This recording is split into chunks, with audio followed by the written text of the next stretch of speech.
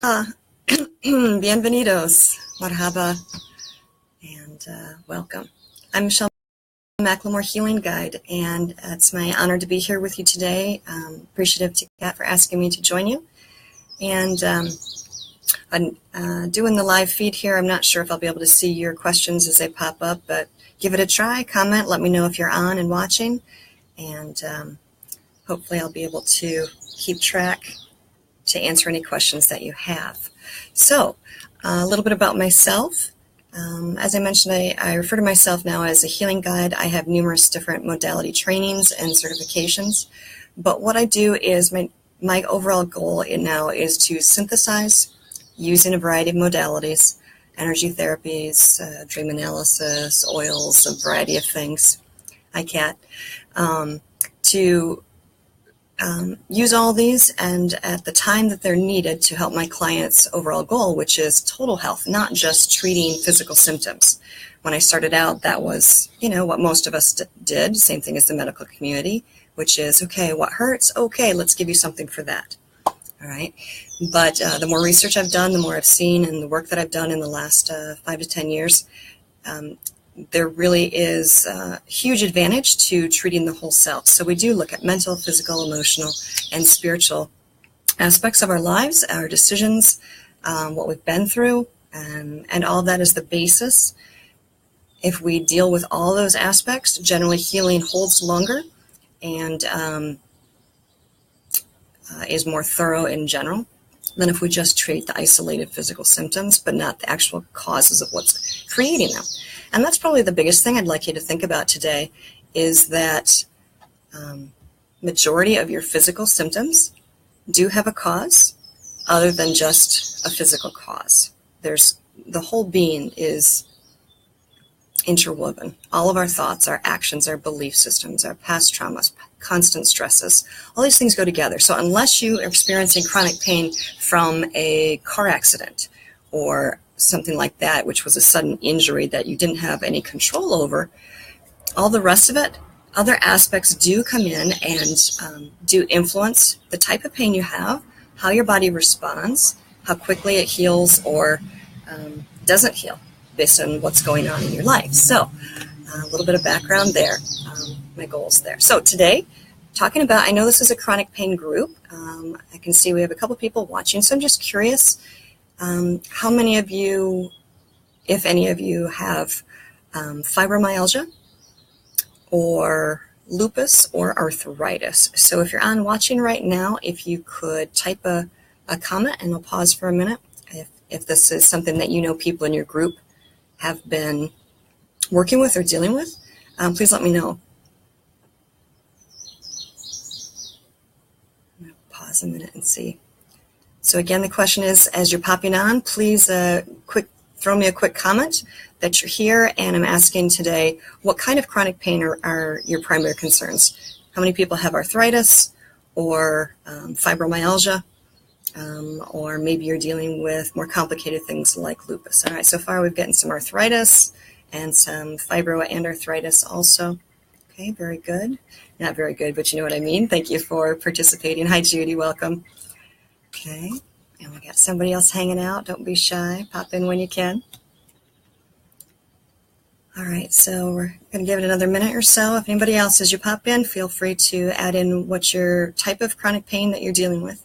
And we're going to go through those a little bit. So again, first of all, hi Peggy, welcome. Disc degeneration, yes, that's very painful as well. Okay, thank you for joining and for clarifying. Okay, so a couple of these things. As I said, I would use a variety of modalities, but we want to keep it kind of simple, and we want to get a common basis for what all of you who are watching share right now. And then we'll talk about some things you can do and what other people can do to help you in your process. All right. So let's talk about arthritis first. And a little bit of background on me, probably about, migraines too, Kat. Okay. We should talk later about this. So probably 15, 20 years ago at this point, I was diagnosed with systemic lupus, and I had the whole gamut. I had the fibro, the arthritis, the vasculitis, the migraines. I had a whole host of nastiness, okay? Had the leading doctor He's a fabulous guy, but I wasn't getting any better, and I was taking oodles of pills, and they just kept sending me pill after pill to treat my symptoms. And all they really did was not make them go away. They just gave me something to do, and just kept it at an even keel, suppressing my immune system and that kind of deal. So eventually, my path that I chose was I decided at some point I needed something different, to try something different since nothing else was working. So that's when I got into energy work, and I looked really hard at my nutrition and my sleep, my belief systems, choices I had made, decisions, where I was thinking, and that kind of deal. And I made dramatic changes based on all those things. Long story short, or short story even shorter, is it actually helped me get rid of lupus. And that's something the doctor said. And when I saw my rheumatologist, he said, Michelle, this is something we never tell people, because lupus isn't supposed to be something that you get over or that you're cured from. But he said, you are in that 1%. It's amazing. So the changes, there's a time for Western medicine, of course, absolutely. But I also want to reassure you that in your chronic pain, there are things that you can do to start seeing a release from that pain and potentially heal all the way, so that you can live your highest and greatest joy in life. Okay? So first, take that as a little bit of reassurance. All right, so with the arthritis, I remember tight knuckles, inflammation, crunchiness, whether it was in my neck or my hands, just couldn't stretch them out. My wrists, my knees, impacting, the lower back. So you're trying to walk, having to use a cane at times, I remember when the doctor gave me a 6-month temporary handicap tag to use. And I remember thinking, gosh, I don't know if I can do this, but I sure need it, because the amount of pain also increases your exhaustion, right? So all those different things, and just not feeling good, not being able to play with the kids, not being able to move very quickly, or walk as quickly as the rest of the family or my students in school. All those little things that go with arthritis, and that general feel that comes. Sometimes in the morning it'll get a little better, sometimes it doesn't. That whole impact from the weather changes, barometric pressure.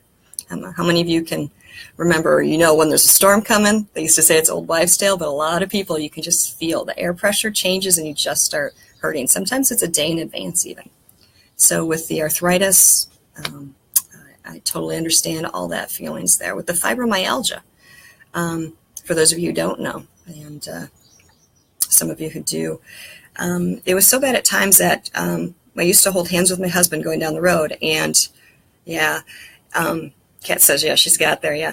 He couldn't touch me even just like this much pressure, and I would cry out in pain, because the nerve endings get so sensitive, and your myelin sheath actually starts getting eroded with fibromyalgia, okay? So just light pressure is excruciating. You couldn't necessarily hug someone as deeply as you wanted or needed, because you can't, because all the pain. You get those standard points across your back, your lower back. There's certain key points that are always on everybody. And fibromyalgia is also parallel in your body. So if one side hurts, you can bet the other side hurts the same way. So very, very painful. Sometimes even in bed, the weight of the sheet or the blanket will hurt. So you can imagine it's very hard to find any peaceful state, restful state. Exhaustion is so bad, sometimes I remember my husband had to help me get up from the chair between the arthritis and the fibro, because I just couldn't do it. It was just so heavy and such a weight. Obviously, you don't sleep well with either of those conditions. You feel like you're letting the world down, like you're not doing your job well, not doing justice to your family, taking care of the home, whatever the different things are. It's all a struggle. And bless you for not giving up, okay? Pain is tough.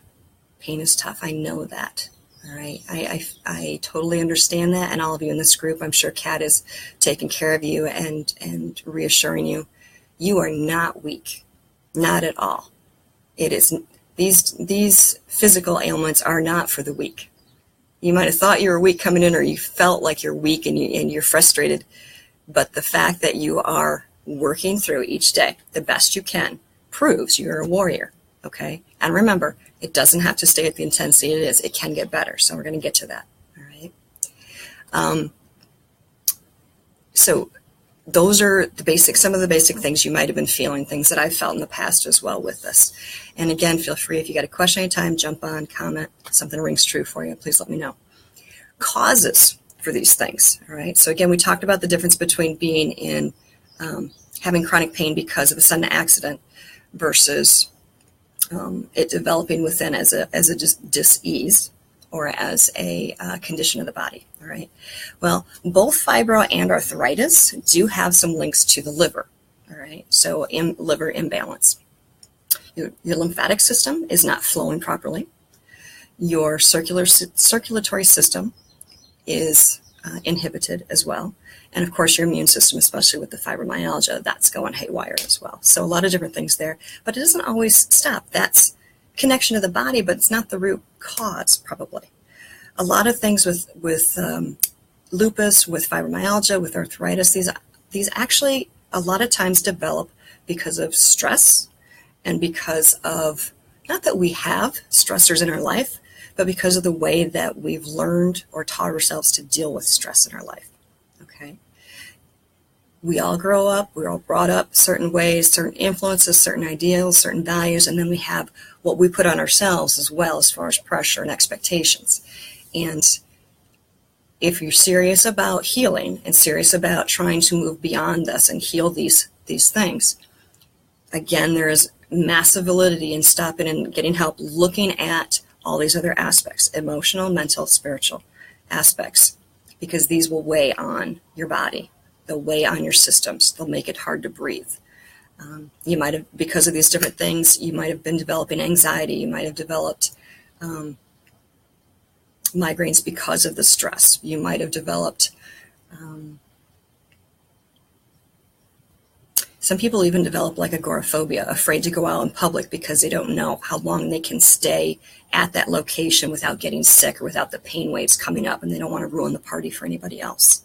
All these different things, it just complicates, okay? But it's layers upon layers, and we find the layer, we peel it, we heal it, move on to the next one, and slowly they all start calming down. Let's see here. So what do we do about it, right? What do we do? Give me something, Michelle. Give me something quick. We're coming up on 12 minutes. Give me something solution-wise. Okay, so things we can do. Turn the page here. Okay, first of all, I'm going to always suggest that if you haven't had an energy balancing system, you need to. And if you're new to energy work, that's okay. You can look me up, Michelle McLemore Healing Guide, learn more about that, send me questions and so forth. But there's been great success with specific energy techniques. I do healing touch, sacred geometry, and Reiki. I do both face-to-face, live in person, as well as long-distance one where we do video. I've even worked with people over the phone. It's one of those cool things that most people don't know, is that energy is not limited by distance. So you can find somebody in your area, or you can, ask me questions, work with me, but you need to have your whole system balanced. You need to raise your energy frequency. Okay, disease sets in at lower frequencies, so we need to get you back up. Your root chakra and your solar plexus, those two specifically need to be addressed. They're probably fairly compromised, both for fibromyalgia and arthritis. Those are two of those areas that will need clearing and strengthening to help your body. Lymphatic drain and magnetic clearing, those are also very helpful energy techniques. All right, so those are things that a practitioner will need to help you with. Okay, other than that, what can you do? Okay, easy thing. First, you need to go find a big tree. All right, this is the easiest thing that you can do related to energy to get you started balancing your system. Go out in the tree, or go out in the field. If you don't have a field, go to the park. If you don't have the park, then you need to find a plant in your house, but it helps if it's a bigger tree, and usually an older, healthier tree. All right, just find one, wander around. One's going to look more appealing to you for whatever reason, and you just need to be in it 5 to 10, about 5 feet from it, up to 5 feet. You don't have to hug it, okay? But you need to sit for about 5 to 10 minutes. Just work on slow breathing, work on noticing the details of the tree. What does this do?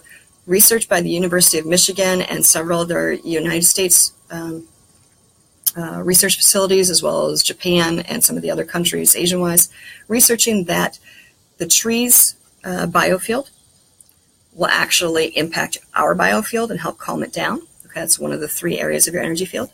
But also being in nature, nature immersion, whether you're looking at a plant, taking a walk in the woods, sitting in nature, that actually lowers your heart rate, lowers your blood pressure, lowers the release of cortisol, which is one of the stress things, so helps you with fatigue recovery. Huge. Totally undervalued right now in our society. So spend some time, find a tree. Okay? All right, another thing that you can do is, as totally counterintuitive as it sounds, yes, you need to be moving. Okay? And I know this is one of those things where like, oh, but it hurts to move. Yes, so you need to figure out where you're at right now, what's your starting, and then figure out what you can do. Okay, so for instance, yoga. Kat can hook you up on that. Okay, Tai Chi or Qigong. Moving meditation prayers. Okay, there's a very simple flow. If you look at a lot of the major religions, they have all of them, certain prayer poses, and they actually correspond to how to help your energy system. So if you're interested, you can message me about that. Pool aerobics. I just talked to the client about this. Pool aerobics, remember, because the water supports your body. You're not, doing fast-paced, but it is moving, starting to stretch, getting that body movement. That helps your lymphatic system and your circulatory system.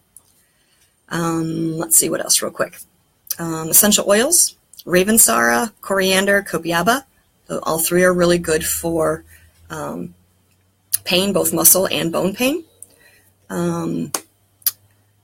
If you're dealing with any of these, most likely you should do a liver cleanse. That's 30 days. That's using, I recommend spearmint and lemon in water. First thing in the morning, I like hot tea, so I put a drop of each in hot tea, maybe with a little teaspoon of honey, about 30 minutes before you eat anything else. That helps start clearing the toxins out of your body. In the meantime, boost your water intake. Let's see what else real quick here that you can do. You could join my Freedom from Stress, Anxiety, and Lupus group. That's on Facebook. But again, really recommend you finding a coach to work with for some one-on-one support as you're going through this. Family is awesome when you have awesome family support, but again, they don't know exactly what it's taking, and sometimes we just need to vent a little bit about family as well, because sometimes that's part of the load that we're carrying, okay? So find somebody that you can rely on, you can work with, and other things, side things, but again, these are things you would need to work with me or somebody else on: dream analysis, stress management in general, analyzing your belief system, and starting to come to terms with any past traumas that you've had, physical, mental, emotional, okay? So that's a whole bunch of information in 17 minutes. I hope that was okay for you. Hope you got something useful. And there's, other things, but feel free again to let me know if something I've said has been helpful to you, if you have questions. I'll pause a moment here to see if anybody who's still on has a question.